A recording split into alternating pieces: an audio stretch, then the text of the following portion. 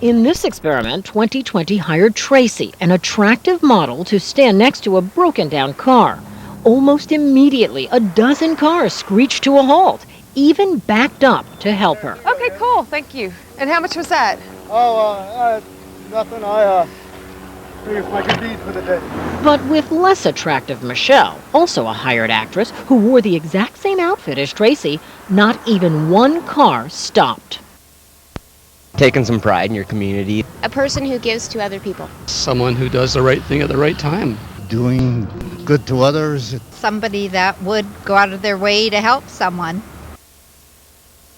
So what about kindness, lending a helping hand? Do we as Vancouverites reach out to people in need? Let me ask you a question. Do you?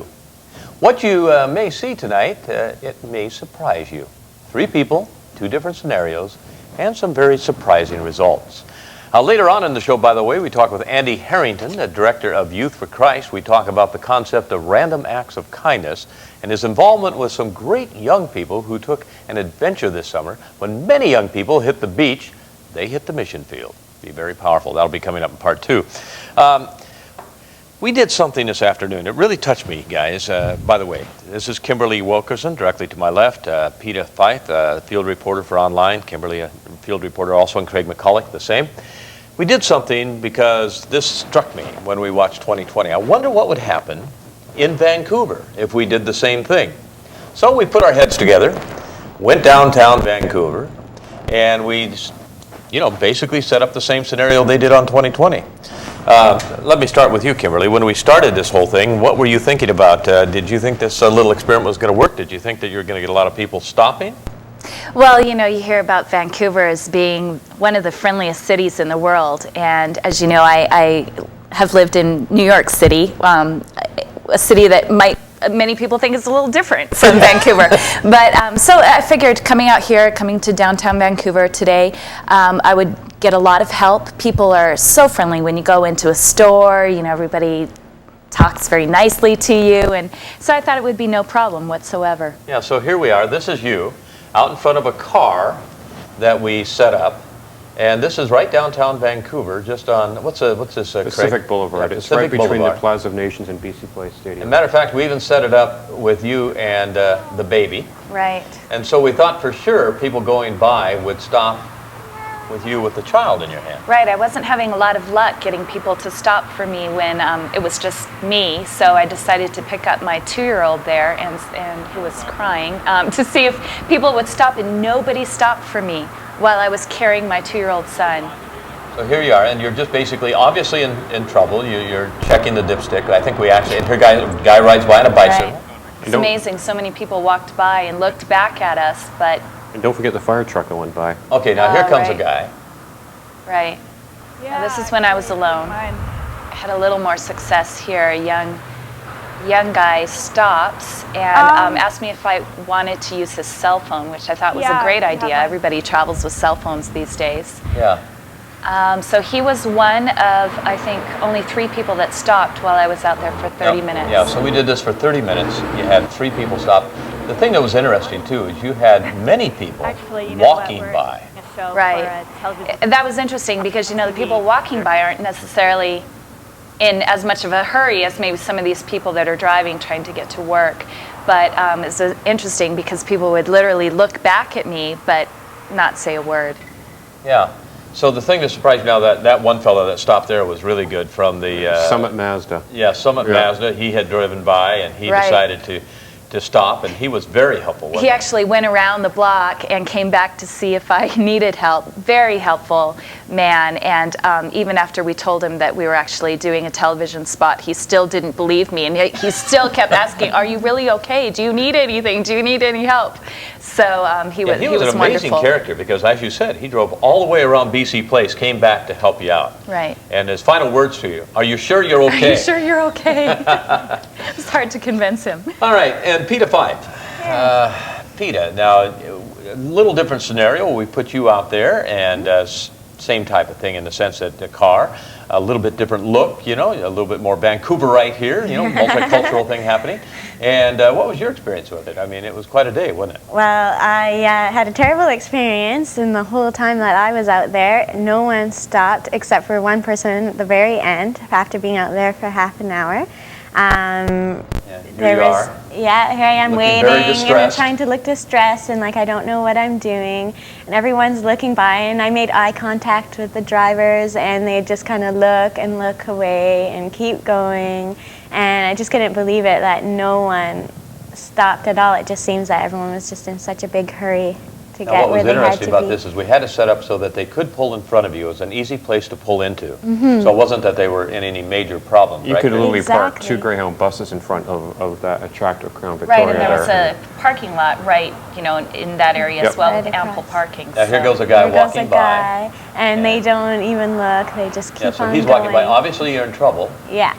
And he sees He just it, got it. and he just keeps on going. He's too much of a hurry, and you wouldn't think that people walking by would be in such a hurry. And we they'd actually even make had- eye contact with you. Yeah, we actually had quite a few people that walked by. That was, we had a family walk by, just a Big whole group.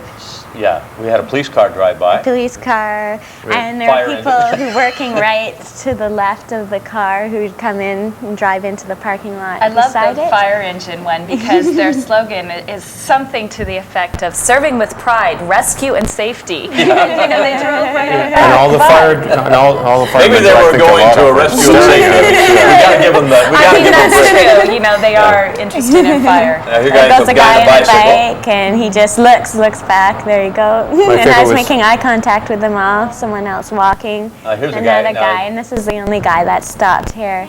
On a bike, not On a a car, bike, a bike. yeah. Maybe we can But do he what you're said saying he was here. hesitant to stop because he doesn't know much about cars. So, but he stopped anyway to see if I needed help. Yeah, that's wild. And so, what did he say that he stopped? I asked him why he stopped, and he said, "Well, I don't really know much about cars, so that's why he kind of just asked if I needed help from a distance. But maybe that's why a lot of people don't stop, because maybe they figure they can't help, or." Yeah, I wonder if, you know, what, are we just so busy today? We're so used to seeing something happen that we've just gotten past that thing of being a helping hand. Craig, now we decided to do a totally different look with you, you know?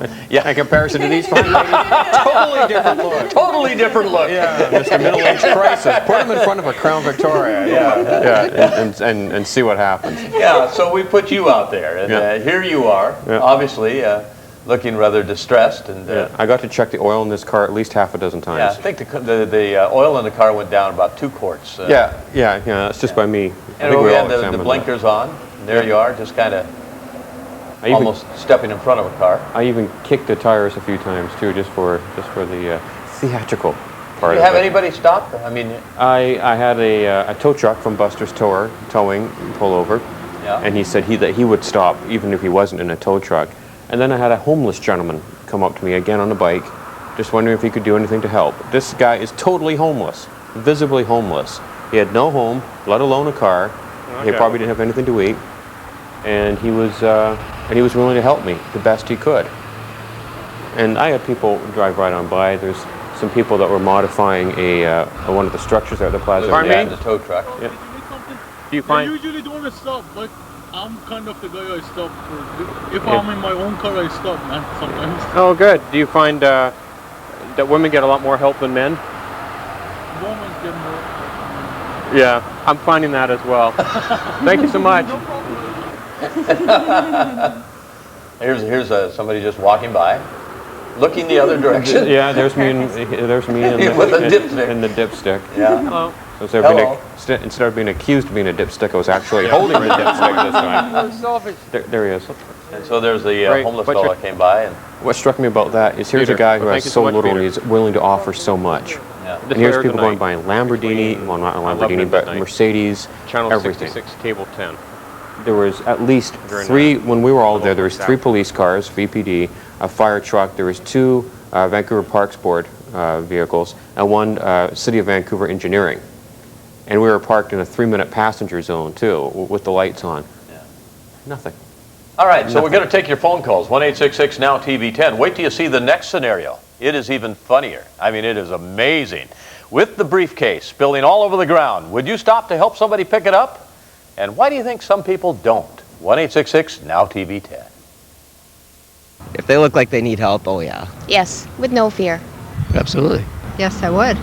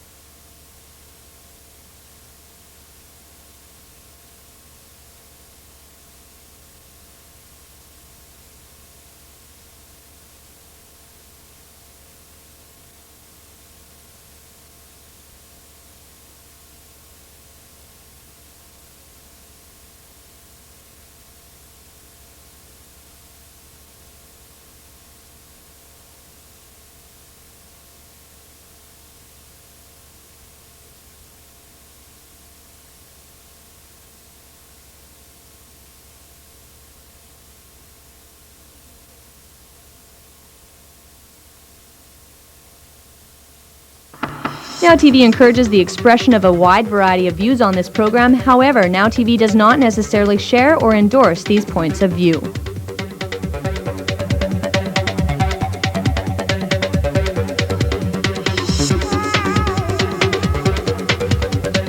Everyone's just too busy for everything else and their thing they got to get done right now. And Everybody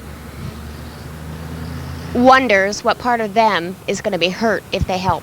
So, when you don't worry about being hurt, you can help. I think most people would stop and help someone that needed help. Depending on the circumstances, what time of night and what the situation looked like, but no, I think most people would help. Well, here's a question I have. Do you think that people are kind of afraid to get involved? Otherwise, if I don't know who this person is, they're having a problem. If I get involved with this, I may get involved with their problem, and I've got enough problems of my own. So, you know, I mean, has that become kind of a pervasive thing in our society, the way we think? I think most people in Vancouver are friendly people, but are we helpful people? When we see people in need, do we reach out to help them just in little things that they might need at that time? You see somebody out of gas, are you willing to stop? That type of thing. What do you really think? 1-866-NOW-TV10. Why do some people avoid helping others? That's a good question. Why do you think? 1-866-NOW-TV10. All right. Kimberly Wilkerson is with us. She's a field reporter for Online, Peter Fife the same, and Craig McCulloch. We did this afternoon. By the way, we tried to do it. It's not a scientific study by any means. But what we tried to do is do what they did on 2020 and do that here in Vancouver. And do it fairly, too. So we would stand by the car for 20, 25 minutes, we all would walk out and do what you would see momentarily, which is dropping a briefcase 10 times each. So we try to make it as fair as possible. So what we did, folks, is we went down to Georgia and Howe, you know, where the art museum is. Very busy street down there. And we set up the scenario. Matter of fact, we had a police officer that was there, and he was getting such a kick out of this, wasn't he, Kimberly? Right, right. He was having fun watching us. So he said, everybody will help you. You know, and that's what he told me. Sure. You drop your stuff out of a briefcase, everybody's going to help you. Yeah, it was a busy street during the lunch hour. All right, so we started, Kimberly, with you. And here you go, dropping the stuff out. We tried to do it pretty much right in front of people, as that lady obviously saw it. I almost hit some people with the briefcase when I opened it, too. Right. And there's another fellow. So at this point, Kim, you dropped it 10 times. 10 times, and got a lot of exercise today, yeah. Kind of right in front of some people walking by. Well, they did look. Did they say anything to you? Looked. No, a few people made comments like, oh no, or uh-oh, or something, or laughed, or sort of giggled. But out of all 10 tries, it wasn't until the very end that somebody actually helped me. Yeah, so that was kind of right in the person saw my very last time when somebody actually helped me. So one person out of 10 tries helped me pick up the contents of the briefcase. Were you surprised by that? I was, actually. I was really surprised. As a woman, you would just think that people would stop, man or woman. It really shouldn't make a difference. I just thought that people would stop to help you. I mean, there were times that I literally dropped my things right in front of people. You almost had to and they had to step over or move away, and really didn't stop. Got a lot of exercise today. So you did 10 people? 10 people. 10 now here's a whole crowd. Right, businessmen. that's what's interesting. Oh, geez, she dropped all this stuff. What a bunch of gentlemen we have here. You see, they're all looking. And actually, the woman, one of the women in the groups, made a comment like, "Oh no," you know, she saw. Here we go. One more time, I think. Obviously, a lot of people on the corner there. Yeah. Oops! Oh my! Yeah. You dropped all of her stuff. Yeah, the whole briefcase dropped. That was a little lame, but. Oh, here comes a person. Oops! Yeah. Got out of the way You for dropped that all one. your stuff. Yeah, interesting. That is fascinating. Fascinating. One person. 1-866-NOW-TV-10. What do you think? Would you stop if you had that happen? A young lady by the name of Kimberly came by. Doesn't matter if it's a young lady. What if it was me? Anybody drops all their stuff out of their briefcase. Wouldn't you have a knee-jerk reaction to say, "Oh, can I help you?" I mean, it would almost be knee-jerk. I can't even imagine not bending over and helping. It would almost be an automatic response. 10 people. One person. Katie. Hi, Katie. Hi there. Hi. What do you think, Katie? Well, experiencing car problems throughout the summer. I had an electrical problem with my car. My car broke down probably about 12 times this summer. Oh, yeah.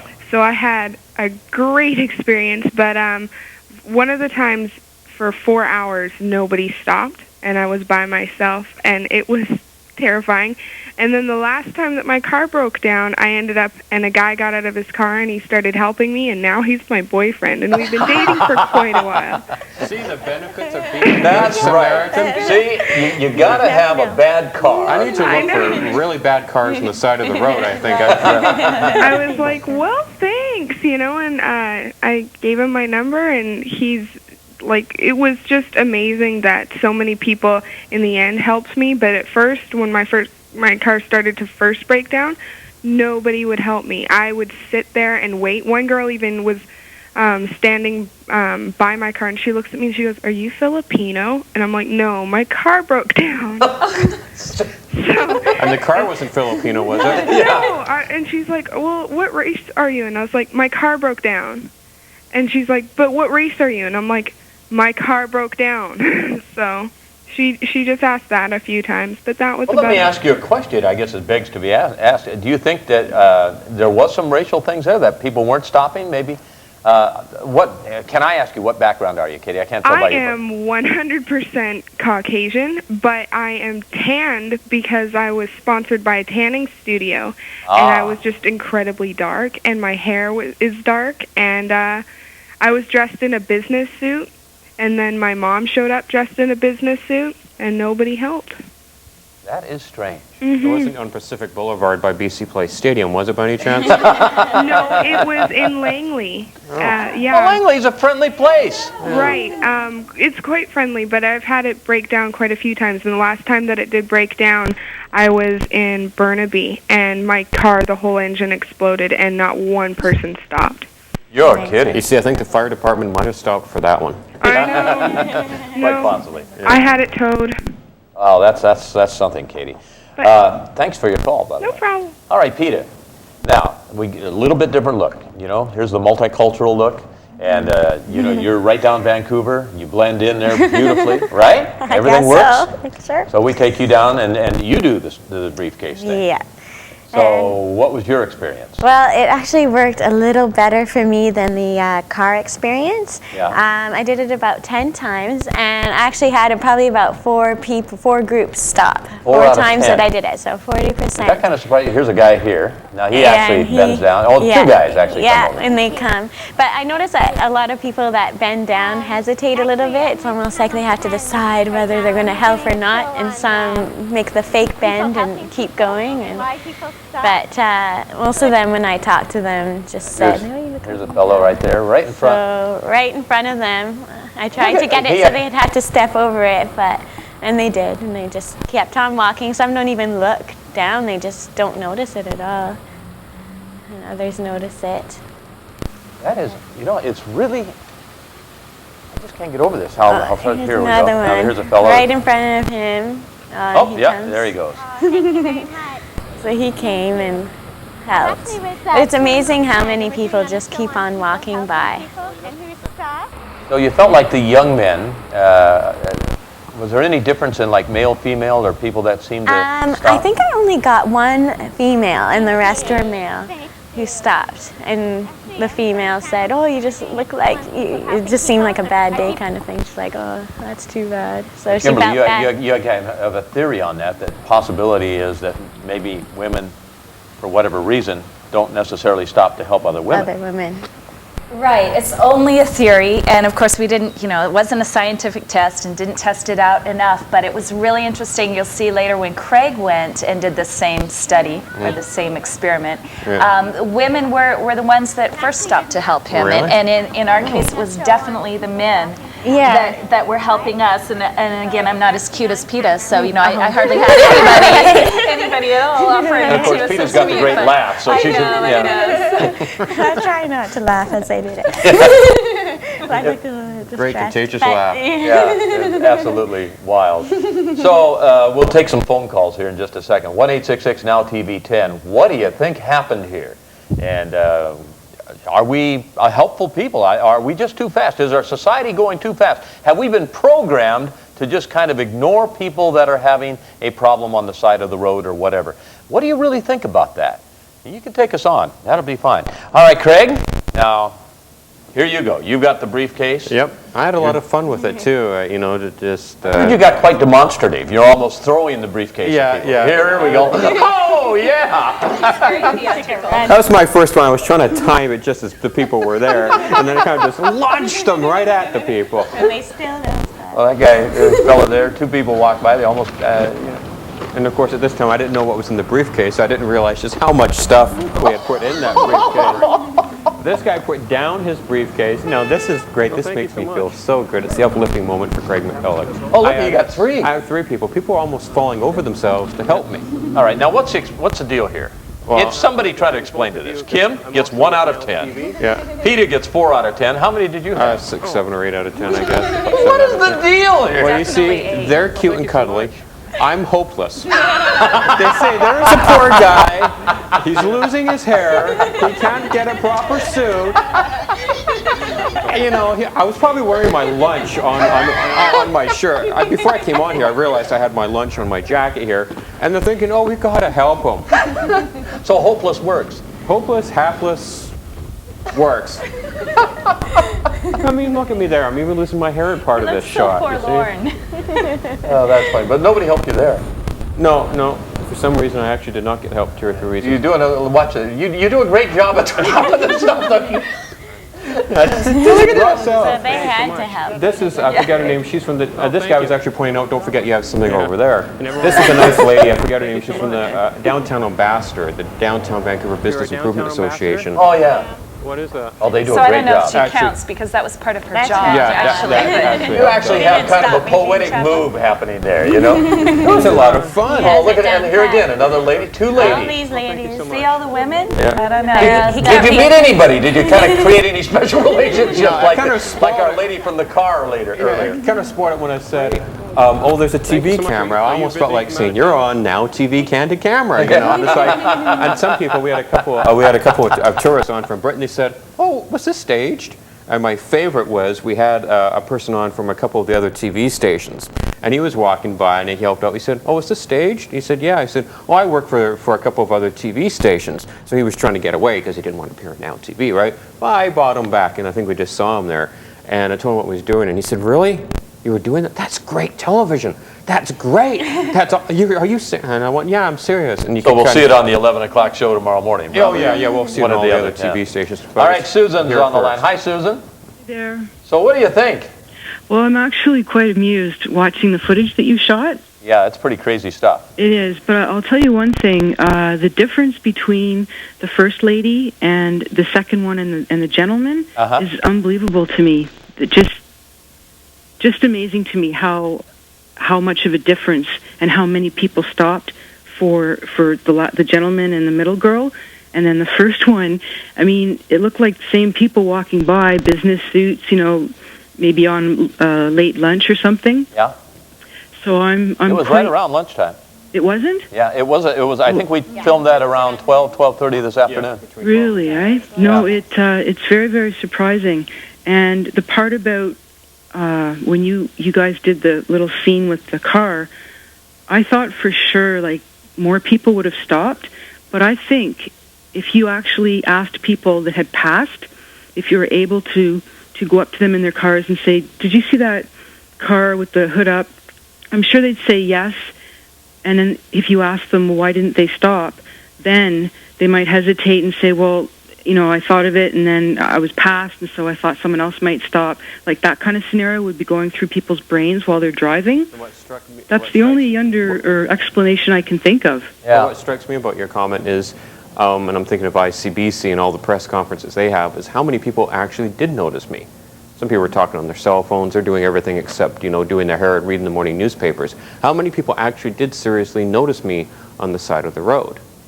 You know, just an observation. It's kind of another story, too. But I did get a lot of people, you know.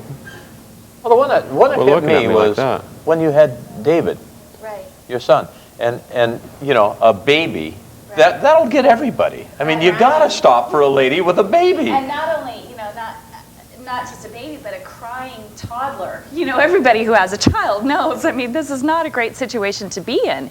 I can't imagine if my car really had broken down and I'm standing there in the heat of the day at lunchtime with a crying baby in my arms and nobody stopped. Amazing. Yeah, and really. We're talking a pretty good period of time here. Many, many cars going by. I mean, this wasn't like a 2-minute deal. Again, ample parking right in front of us. Like Craig said, you could fit a Greyhound bus in front of us. At least 2 Greyhound buses. And another parking lot right, you know, across the street where there were a lot of spots. Yeah, Todd Gilchrist, our camera guy, who did an excellent job today, was actually, he was kind of hiding underneath the sign and behind a vehicle. And he was in the parking lot. There was ample room. You could have, and actually we did have tour buses pulling into the parking lot, 2 or 3 double-deckers. There's ample room to park. The Summit Mazda gentleman actually went around to come and park. Yeah. And again, I found it amazing that a homeless guy who had nothing to offer the world except himself said, hey, buddy, what's wrong with your car? Well, he had the time. Right. Yeah. You understand what I'm saying here? He had the time. And, you know, a lot of people, I think today, what we're looking at is we're finding people that probably would want to stop, but hey, somebody will stop. Somebody will stop. Somebody else will stop. It's like when you hear... Why would I need to stop? It's like when you hear a fault, it's like in a neighborhood and you hear a burglar alarm go off. A lot of people say, no, someone else will get it. Someone's closer to it. They'll call. And sometimes in my neighborhood, I call 911 and they said, oh, this is the first we've heard of it. Yeah. Invariably, they always say Lynn, that. let's get a couple more phone calls here. And we'll take some more phone calls after the break. We'll have Andy Harrington on with us. He took some young people to Mexico. Powerful thing. We'll go to the positive side of people actually reaching out and helping. But Lynn's on the line. Hi, Lynn. Hi. Hi. Yeah, I just moved here, actually, from Alberta. I originally lived in Vancouver, and then I moved out to Alberta about 8 years ago. What part of Alberta? Medicine Hat. Oh, yeah, good town. Medicine Hat and Calgary, actually. And I haven't moved back, and I'm just really, really shocked on how rude people are, to be honest. Everybody's a stranger in this town. You know, I just moved here from Kelowna. Kelowna's a fairly small town. Yeah. And I have found, Lynn, my experience in Vancouver has been phenomenal. Yeah. I find people here, I love when I go into the stores, when I'm downtown, I find a tremendous friendliness. So I was quite shocked at the response that we had today. Now, again, it wasn't a big scientific survey. Well, I don't think that I'm not saying that they're rude like that. I'm just saying with helpfulness. Yeah. Example with the bus, for example, it's the older people that are more helpful than the younger people. Yeah. My experience, if I'm coming off with the baby stroller off the bus, I get an 80-year-old trying to help me as opposed to the 5 teenagers or younger women that are standing outside the bus. It's incredible, actually. Yeah. Well, good comments, Lynn. Okay. All right. Well, when we come back, we're going to be talking with Andy Harrington. Now, the concept of random acts of kindness. I love this idea. And the story of a group of special young people who gave up their holidays to go on a mission. Now, the story of Canadian kids making a difference. Andy Harrington coming up next. We'll also take your phone calls. Continue on this line. Why do you think we aren't maybe reaching out like we should? 1-866-NOW-TV10. Be right back.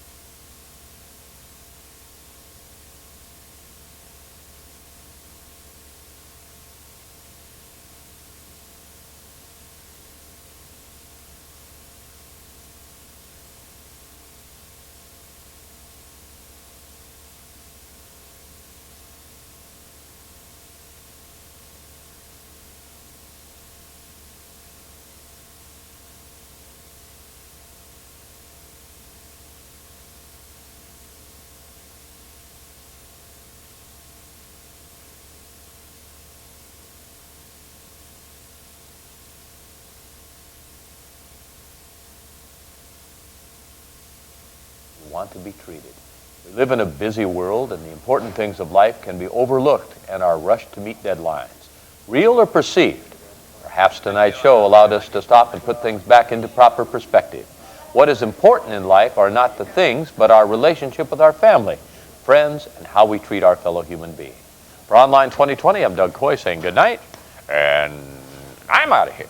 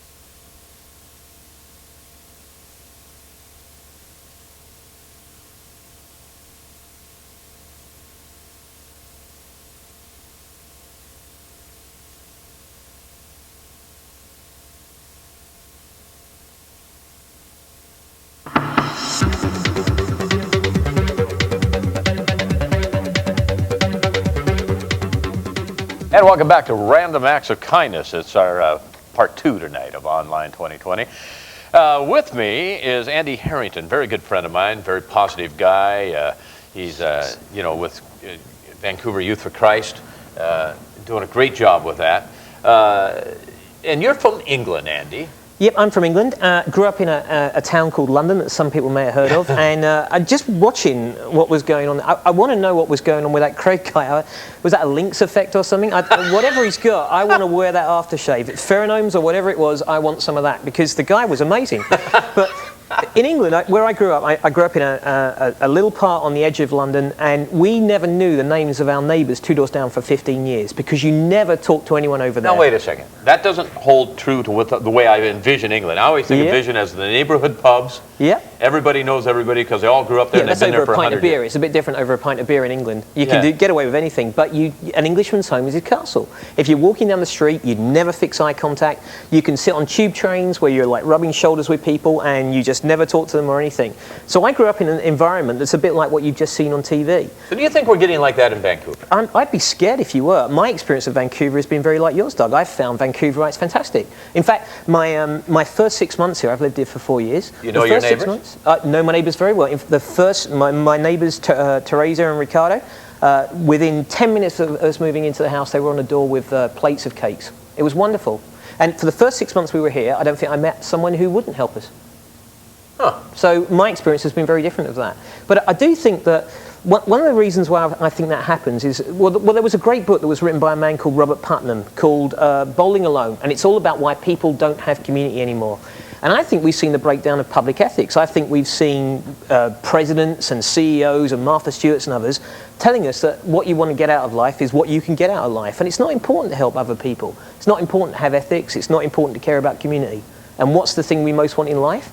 To be cared for and to love. Yeah, it's very interesting. I'm thinking of making a trip tomorrow to go to Kelowna. Right. Because I am from Kelowna, and that city has been devastated recently because of the fires. And I've been talking to friends of mine there, and they say, you got to come here and experience this. Right. I'm not for sure I really want to drive 3.5 hours, but I'll probably do it anyway. And I'm thinking of going there because I lived there for 18 years of my life. And they say, you will not believe what's happening here in our community. Right.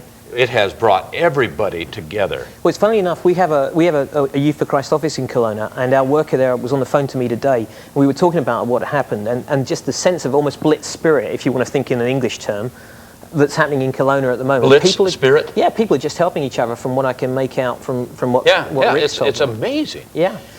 I think another thing, just coming on from what we just watched on TV, which really was great television, by the way. It was fun. I mean, really, it was fun. It was really a great job. good.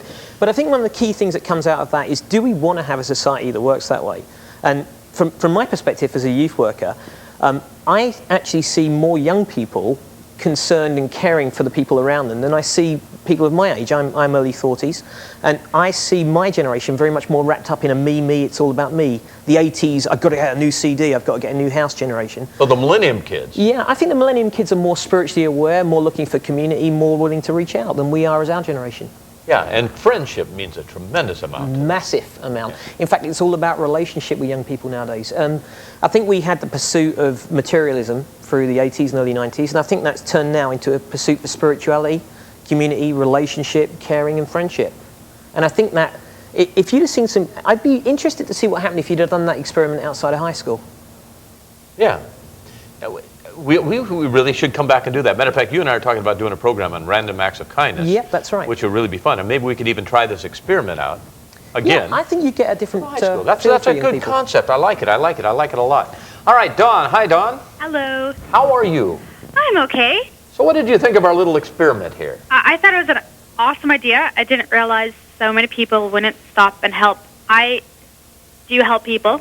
Just if I see someone in need, just, if they drop their purse, oh yeah, here's whatever. And to me, it's almost like a knee-jerk reaction. I can't help but do it, but maybe I was raised in a different generation. I don't know, but I couldn't not help somebody. It's the same with me. It's automatic. Before anything, hi, Lynn. If you're still listening, hello. Okay. Welcome to BC. We're all nice here. If you see me in Burnaby, I work at Shoppers. Come visit. I'll give you a smile. There you go. I just want to comment about one thing I saw. I am very white, and when I actually grew up in a little hick town, And I first came out here, I was lost, and anyone who's helped me has not been white. And like, you know, they have been of different races. You know, and I was kind of shocked for the first year, and now anyone helps me because I guess, you know, I ask for it before anything, which is kind of sad. Yeah, that is. Well, thank you, Dawn, for your call. We do live in this phenomenal, as Trudeau put it, this wonderful mosaic that we have happening here called Canada. And Vancouver is very much like that. Yeah. And I do believe that one of the things you know, that has hit us sadly is I do believe most people want to be involved. Yeah, but because I don't know where it will take me. Yeah, I think the sadness that happens in all this is that there are so many pressures on us that make us think, can I reach out to the person next to us? And it can come from fear, and fear is a major factor in today's society. It can come from just this sense of like, well, nobody else does it, so why should I? Or it can come just from the fact that, well, I expect someone else will stop, and you know, why should I bother? The fire truck's coming or whatever. My feeling is that most people really do want to reach out and help, and you saw that on the survey. Would I help? Of course I'd help. Would I help? Of course I'd help. So why don't we do it? And I was at a conference in last November, called The Merge. And the speaker there challenged us, just in this very comic moment, to come back, it was actually in Kelowna, to come back over the Coca-Cola toll booth if we could come back to Vancouver. Great story. And pay for the car behind us. All right, so he says, Now, these are people you don't know. This would be the car behind you, total strangers. Total strangers. So he says, right, it's $10, pay you $10, and then pay $10 for the car behind us. Now, I was one of the last people to leave the conference. By the time I came through this toll booth, this woman in the toll story is pulling out her hair going, what on earth is going on? Are you guys all freaks? Are you from some cult or something? We go, well, no, we're Christians and we're just doing this random act of kindness thing, and here's $10. It's great. I'm driving along. This car stops behind me. I'm watching it in the mirror, and it stops, and the hand goes out, and it comes back. Hand goes out, comes back. What's going on? Scratched heads. Car starts chasing me down the road. Turns out it was actually a friend of mine, which was brilliant. But this car's chasing me down the road, waving as I go past. Now, that could have been anyone, and for the 18 cars that had gone behind, those people are going high thinking, why would someone want to do that? Why not? Why wouldn't we want to help people? Why? I tell you what, Doug.